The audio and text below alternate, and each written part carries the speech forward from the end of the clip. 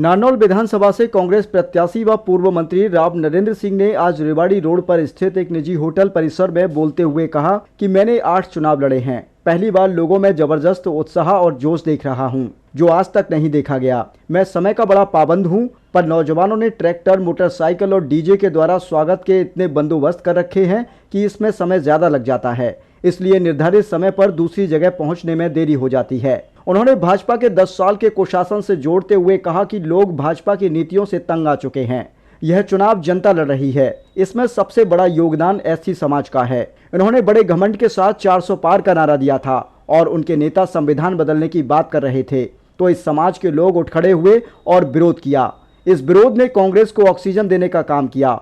इसका उदाहरण अयोध्या सीट है, जो सामान्य सीट होने के बावजूद श्री राम को लाने का दावा करने वाली भाजपा वहां पर बुरी तरह से पराजित हो गई। राव नरेंद्र सिंह ने आगे कहा कि नारनौल विधानसभा की सभी 36 बिरादरियों में जबरदस्त उत्साह है, इसके कारण भाजपा को पसीने आए हुए हैं। उन्होंने उदाहरण देते हुए कहा कि कोजिंदा में 4 घंटे तक सैनी समाज के लोग और महिलाएं इंतजार में बैठे रहे। उन्होंने उपस्थित लोगों को चेताते हुए कहा कि भाजपा के लोग बाहुबली हैं, दौलत के बलबूते पर मतदाताओं को बरगला सकते हैं, इसलिए सभी मतदाताओं को चौकसी रखने की बड़ी जरूरत है। पूर्व मंत्री ने कहा कि प्रदेश में कांग्रेस की सरकार बनने जा रही है, इस कारण भाजपा बौखलाई हुई है। उन्होंने कांग्रेस घोषणा पत्र पर विस्तार से प्रकाश डाला। उन्होंने कहा कि कांग्रेस जो घोषणा करती है उस पर अमल भी करती है, क्योंकि वह राष्ट्रीय दल है और अपनी जिम्मेदारियों को समझती है। के नेता का हूँ आदरणीय श्री टीकाराम जी जूली, वह इस कांग्रेस के चुनावी महासंग्राम में राव नरेंद्र सिंह के साथ कंधे से कंधा मिलाकर चल रहे 36 बिरादरी के समस्त योद्धागण से कोई जोर सही है पर लोकसभा चुनाव के अंदर जो प्रचारों में गए ना, तो यही सिस्टम देखने को मिला। जब कुर्सी खा लेना है तो सारा नेता फिर आगे गए। अब बैठ के अपने अब आप लोग के अंदर प्रॉब्लम बढ़ चुकी है बिल्कुल, और 5 तारीख को वोट है। अब कई आदमी तब भी हवा ले रहा है यार, कहीं नहीं सकते कौन जीत सकते। तो मैं एक बात बताओ, ईमानदारी से अपने दिल को हाथ रख के बताना, झूठ मत बोलना, तुमको तुम्हारे देवता नहीं सोगा। कांग्रेस की हवा है कि ना है? राज बन रहा है ना, बीरबल की धरती है, बहुत समझ के फैसला करेगी।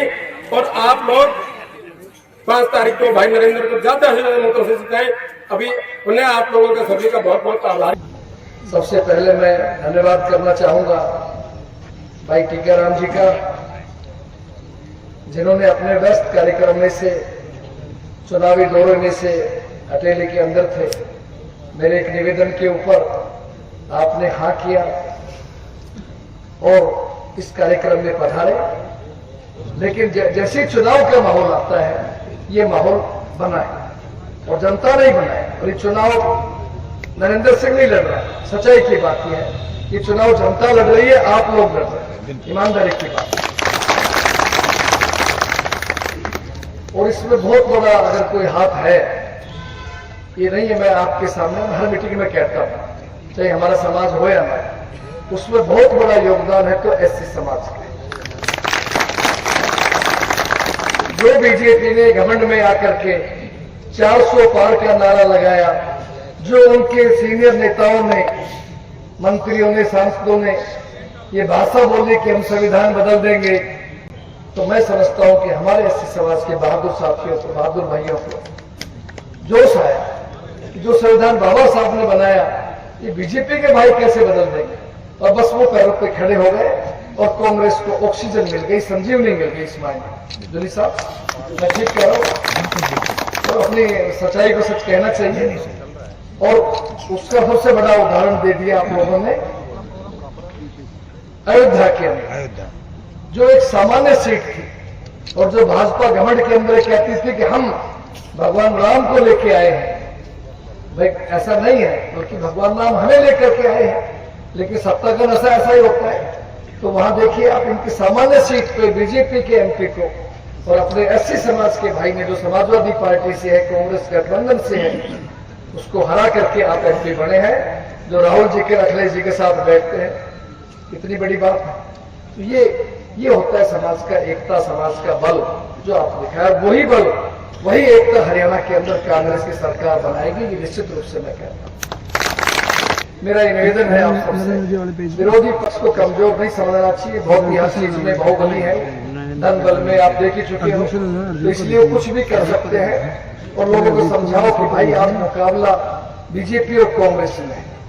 10 साल बीजेपी हम देख चुके हैं, तीसरी चौथी जगह को जा रहा है तो वोट खराब कर रहे हैं और वो इनडायरेक्ट रूप से बीजेपी की मदद कर रहे हैं। इसलिए बहुत जरूरी है कि आपने बीजेपी का शासन देखकर हरियाणा के लोग सब कांग्रेस का राज बनाने का संकल्प ले चुके हैं। प्रचंड बहुमत के साथ आपकी पार्टी की सरकार बनने जा रही है और जो जबरदस्त तरीके से कांग्रेस पार्टी ने जो घोषणा की हर वर्ग को ध्यान में रखते हुए, उससे लोगों में और भारी उत्साह है। मेरे ख्याल आप सब बैठे हैं, बताने की जरूरत तो शायद नहीं होगी, लेकिन फिर भी चलो 2-4 चीजें मोटी मोटी मैं बता देता हूं ताकि आप कहीं बैठे तो इस बात जरूर प्रचार करें। सबसे पहला फैसला जो किया है, क्योंकि हमारी नेता भी सोनिया जी हैं, प्रियंका जी हैं, महिलाओं से बहुत प्यार करती हैं, नेता हमारे राहुल जी भी हैं, खड़गे साहब भी हैं, लेकिन उनका जिक्र दूसरे में महिलाओं वाली बात का जिक्र कर रहा हूं कि सबसे पहले उन्होंने घोषणा की है कि कर्नाटक की तर्ज के ऊपर 2000 रुपये महीने के हर महिला के खाते में उसके जेब खर्च के नाम के अलग से देखिए। आप इतनी बड़ी बात सुनाई नहीं तो हमने पढ़ के आश्चर्य हुआ, क्या हुआ, कैसे आए। फिर उन्होंने बताया जो यहाँ आए हुए थे कर्नाटक से, ये हमारे जो है कर्नाटक में कांग्रेस पार्टी दे रही। बुढ़ापा पेंशन 6000 रुपये, दिव्यांग पेंशन 6000, विकलांग और विधवा पेंशन 6000, 300 यूनिट बिजली फ्री, 500 रुपए में गैस के सिलेंडर की व्यवस्था, 25 लाख रुपए तक। जैसे जूली साहब की सरकार राजस्थान में किया था, गहलोत साहब की सरकार ने स्वास्थ्य बीमा की पूरी तरह से जो भी आपका खर्चा होगा स्वास्थ्य के ऊपर 25 लाख तक का सरकार की तरफ से किया जाएगा। और हम गांव में जाते हैं ना, भाई गोड्डा खराब है और ये स्पेयर पार्ट बदलवाई कोई दिक्कत की बात नहीं, अक्टूबर के बाद जो इलाज जो कराओ पैसा तो लगेगा नहीं, हम और बढ़िया फिट हो जाएंगे, लंबी आयु जिएंगे। इसी तरह से सरकार ने पड़े हुए खाली पद 2 लाख पदों की भर्ती, family ID, property ID portal की खत्म कर देना, हर गरीब को पीला राशन कार्ड, दोबारा से 100 गज के प्लॉट और साथ में 3.5 लाख की लागत से 2 कमरे रसोई बाथरूम बना के दिया जाए।